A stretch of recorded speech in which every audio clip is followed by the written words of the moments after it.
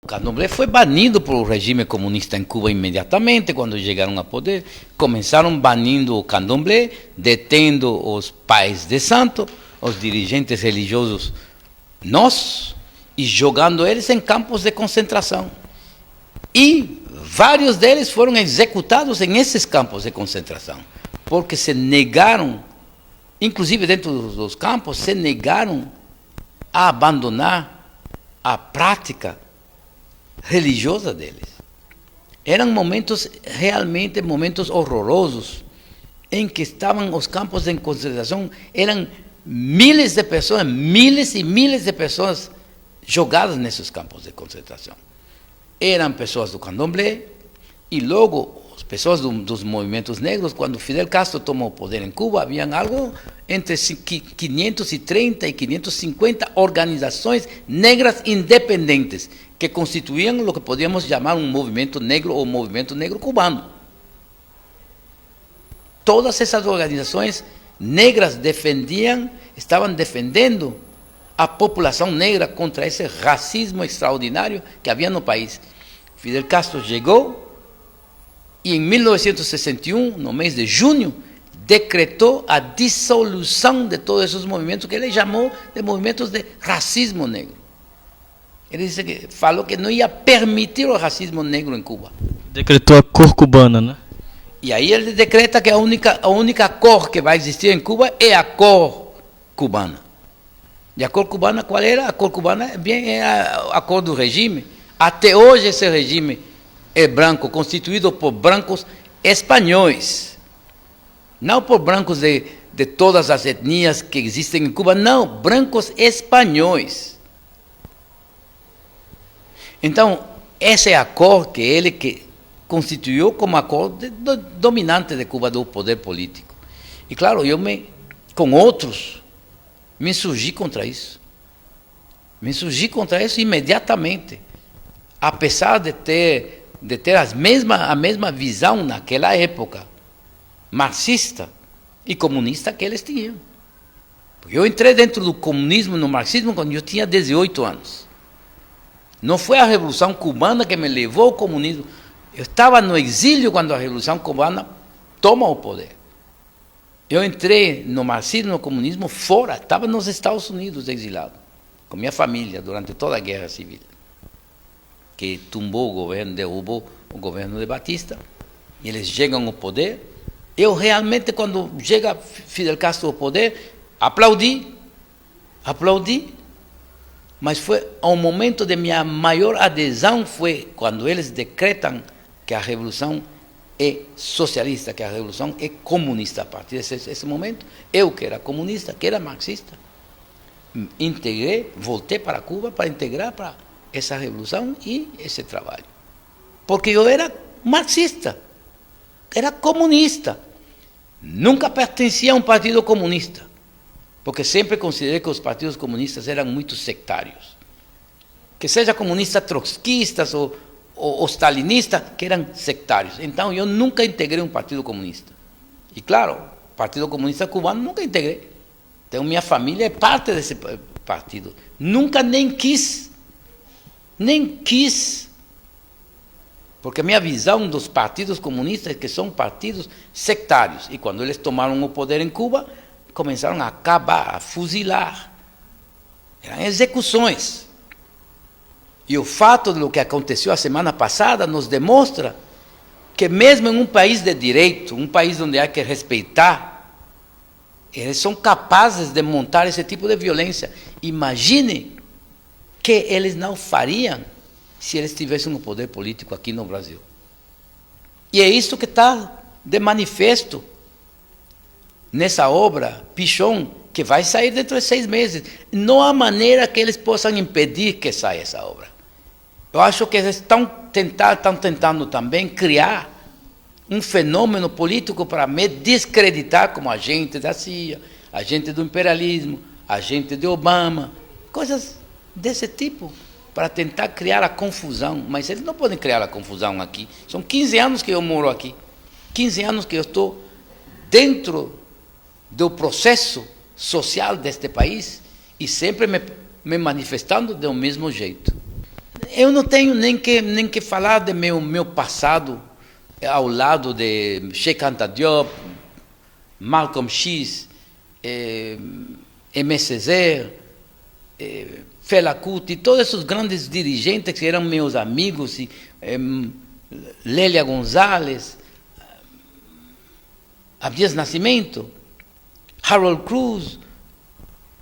Não tenho nem que falar disso. Isso é parte de um processo meu de adesão às ideias e de comunhão com as ideias que eles tinham e que defenderam até a morte. Mas isso é parte do meu passado, é algo normal. Então eu não tenho nem que me referir a isso. Eu me refiro unicamente à minha atuação aqui no Brasil, desde que eu coloquei os pés aqui com minha família, neste país, e que eu vivo muito discretamente, eu não me escondo nem nada, mas vivo muito discretamente. As autoridades cubanas, da embaixada cubana, dos serviços secretos cubanos, sabem perfeitamente onde eu estou, onde eu vivo. Eu não me escondo de ninguém. Não tenho medo de absolutamente ninguém. Não tenho medo do regime cubano, não tenho, e muito menos medo dos partidos comunistas, porque parece que há toda uma série deles. Nem chego mais a contar quantos partidos comunistas há aqui no Brasil. Eu nem sei fazer a diferença entre eles. Quando me falaram de o senhor Iassi, eu pensava que era o partido PC do Brasil, me falaram não, que era outro partido comunista.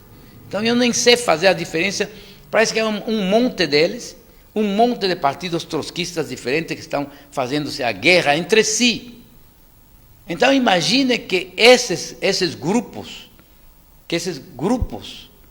violentos tomassem o poder aqui nesse país.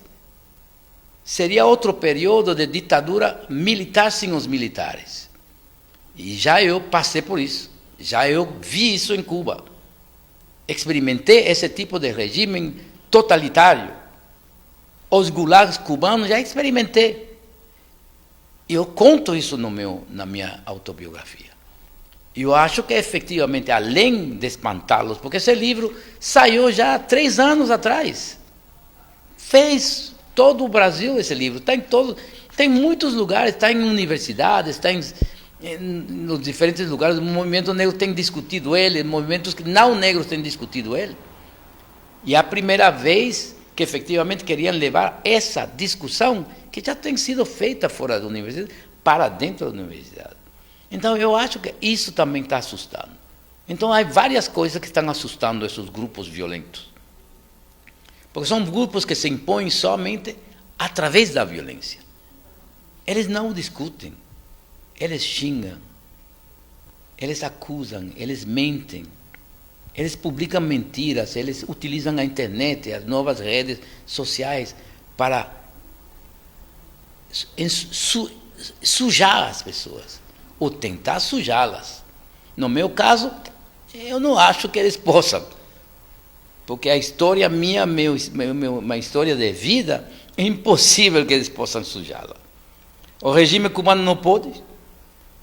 O regime de Fidel Castro passou 3 décadas catalogando-me de agente da CIA, de agente do imperialismo. E não pode, em nenhuma maneira, fazer colar esse rótulo. Porque enquanto mais tentavam, mais se desacreditavam, porque as pessoas diziam, esse é um regime tão mentiroso, não sabíamos que o regime castrista era tão mentiroso e coloniador. Mas todos os regimes comunistas fazem isso. Há 2 coisas que os regimes comunistas marxistas fazem, de maneira sistemática: mentir, caluniar e executar. Hoje, para a União Soviética, se considera que mais de 20 milhões de pessoas foram executadas, jogadas em campos de concentração, jogadas em campos de execução, e milhões executadas. Não sabemos quantos desses 20 milhões foram executados. Regime chinês, parece que a Revolução Cultural somente matou 8 milhões de pessoas. Sem falar de todas as outras repressões fora da Revolução Cultural que houve nesse país gigantesco. O Vietnã, a mesma coisa. Coreia do Norte, você está diante de você, o regime de Coreia do Norte, matando até seus próprios dirigentes. Matam, há 6 meses mataram os número 2 foi executado sem nenhum processo, nada, e constantemente matando. O regime de Fidel Castro, milhares de pessoas têm sido executadas em Cuba nos 50 anos que eles tomaram o poder. Executados em secreto, sem nenhum tipo de tribunais, julgar as pessoas diante de tribunais, e aqueles que foram julgados de tribunais foi uma farsa, como o próprio general Ochoa, que comandou as forças cubanas em Angola. O próprio general cubano Ochoa, um dos generais mais respeitados e queridos pela população, eles executaram ele. Executaram ele como um cachorro.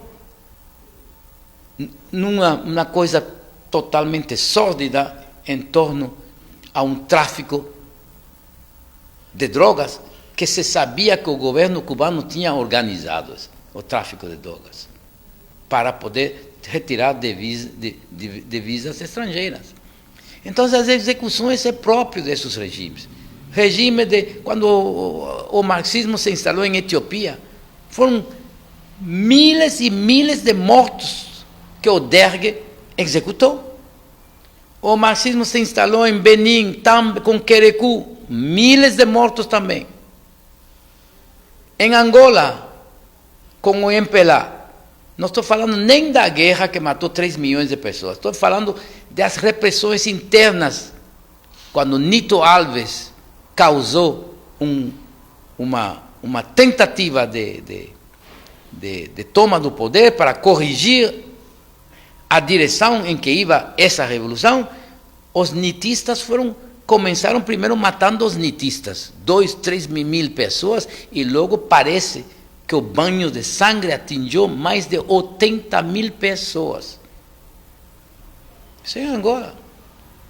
Então, por todas as partes onde os marxistas têm tomado o poder, eles caluniam os adversários e eles os matam. Então, isso fica bem claro na minha autobiografia, porque eu dou fatos. São fatos reais, concretos.